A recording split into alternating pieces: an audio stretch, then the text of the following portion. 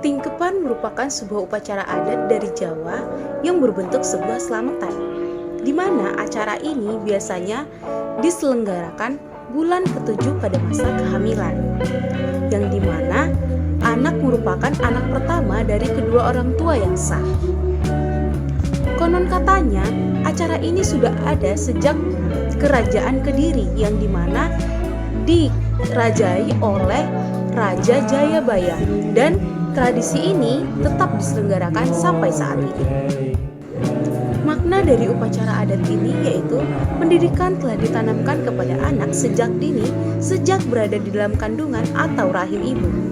Di dalam upacara adat ini, ibu akan dimandikan dengan air kembang. Tujuan dari upacara adat ini yaitu agar sang ibu maupun sang anak dapat selamat hingga pada masa waktunya untuk melahirkan. Yang selanjutnya adalah peralatan dalam tradisi Tingkeban. Peralatan adalah segala hal yang mendukung pelaksanaan tata upacara Tingkeban. Pada upacara ini, alat-alat yang dibutuhkan adalah sebagai berikut. Yang pertama, Pangarang Tempayang yang melambangkan bahwa setiap orang hendaknya senantiasa menyucikan diri baik lahir maupun batin. Yang kedua, Wayah Suci Pewitasari. Air suci ini digunakan untuk mandi calon ibu yang diambil dari 7 sumber. Yang ketiga, Sekar Setaman atau Sri Taman Sekar Setaman. Di sini bukan berarti semua bunga yang berada di taman, tetapi dapat diwakili oleh bunga mawar, melati, kantil, atau melati. Yang keempat, nyamping baju mori dan mori nyamping kain jarit-jarit yang berjumlah 7 untuk dipakai berganti-ganti. Yang kelima, klip atau kursi kecil tempat duduk calon ibu. Yang keenam, ron kalui atau daun kalui digunakan sebagai lambaran alas duduk calon ibu ketika dimandikan. Yang ketujuh, ron alang-alang dan ron kapa-kapa 2 daun. Yang kedelapan, kelasa bangka. Kelasa bangka adalah tikar yang terbuat dari anyaman daun pandan. Yang kesembilan, janur kuning. Hal ini bermakna semua halangan telah dimusnahkan sehingga yang ditemui adalah keselamatan. Yang kesepuluh, keris pusaka. Kiai brojol dan kunir keris yang digunakan oleh calon bapak disebut kiai brojol. Yang ke-11, telur ayam yang terdiri dari 2 bagian, yaitu kuning telur dan putih telur. Yang ke-12, cekir gandum adalah kelapa berwarna kuning dan lebih kecil daripada ukuran kelapa biasa. Yang ke-13, kelenting. Yang ke-14, ayam beserta santannya. Yang ke-15, siwur gayu. Siwur adalah gayu yang terbuat dari puru kelapa. Yang ke-16, rujak yang biasanya disebut rujak cerobong. Dan yang ke-17 terakhir, dawet dan cendol. Lantas bagaimana sih tahapan dari tradisi Tingkeban ini? Tradisi Tingkeban terdiri dari 3 acara. Yang pertama adalah pembukaan, yang kedua adalah acara inti, yang ketiga adalah acara penutup. Acara pembukaan dan acara penutup ini sebagaimana pada acara yang pada umumnya yang terdiri dari sambutan dan juga doa. Yang membedakannya adalah terletak pada acara inti. Acara inti dari tradisi Tingkeban ini terdiri dari beberapa upacara yang disusun secara sistematis mulai dari awal hingga akhir. Upacara yang pertama adalah upacara siraman yang dilakukan oleh sebanyak 7 dari sesepuh calon bayi ini, baik itu calon nenek, calon kakek, dan juga calon ayah dan seterusnya.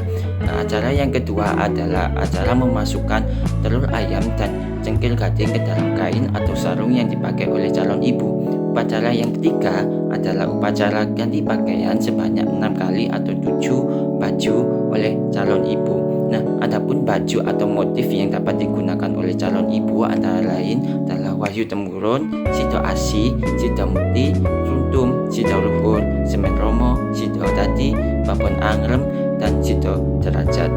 Nah, masuk pada acara yang keempat yaitu upacara Angrem. Upacara Angrem ini adalah calon ibu duduk di atas baju yang telah dipakainya tadi. Lanjut pada acara atau upacara yang kelima yaitu upacara pecah kelapa, dan yang upacara yang terakhir adalah tutur rujak. Perbedaan Tingkeban pada zaman dahulu dan zaman sekarang. Pada zaman dahulu pertama kali dilakukan oleh Niken Satingkep dan suaminya yang bernama Satio karena keturunan mereka tidak mempunyai umur yang panjang. Niken Satingkep dan suaminya disuruh melakukan 3 hal. Yang pertama, yaitu mandi setiap hari Yang kedua, mandi di setiap hari Buddha atau hari Sabtu. Dan yang ketiga adalah mandi suci yang dilakukan pada pukul 5 sore dengan air suci dan gayung yang terbuat dari tempurung kelapa dan diiringi doa atau mantra. Setelah mandi, Niken Satinggap disuruh menggunakan pakaian serba putih, lalu menempelkan buah-buah kelapa gading di bahunya. Tingkeban pada zaman sekarang memiliki nama yang keren dan sesuai dengan zaman yang modern, yaitu baby shower. Pada zaman sekarang, tingkeban atau baby shower yang dilakukan di kota tidak menggunakan ritual seperti yang masih dilakukan di desa. Eits, tunggu dulu. Tradisi tingkeban ini tuh bertentangan loh dengan firman Allah. Nah, kok bisa ya? Karena ada beberapa proses yang dipercaya mendatangkan kebaikan. Padahal kan kita percaya kepada Tuhan. Amsal 3 ayat 5. Selain itu juga ada kepercayaan kepada benda-benda yang digunakan. Sedangkan kan Tuhan berkata, jangan menyembah berhala. Imamat 19 ayat 4. Ada waktu pelaksanaan yang dipercaya baik. Tapi menurut Pengkhotbah 7 ayat 14, semua hari itu baik dan menyenangkan. Ada juga prosesi memecahkan kelapa yang dipercaya dapat menentukan jenis kelamin bayi dan memperlancar proses persalinan. Tapi kan hanya Tuhan yang tahu tentang segala hal. Yeremia 1 ayat 5 dan Ayub 34 ayat 21. Selain itu ada penggunaan kain yang dipercaya sebagai harapan. Tapi kan kita berharapnya hanya kepada Tuhan. Amsal 23 ayat 18. Ada juga prosesi dodolan yang dipercaya dapat memberikan banyak rezeki. Tapi kan berkat yang sesuai dan berkenan itu datangnya dari Tuhan. Mazmur 37 ayat 4.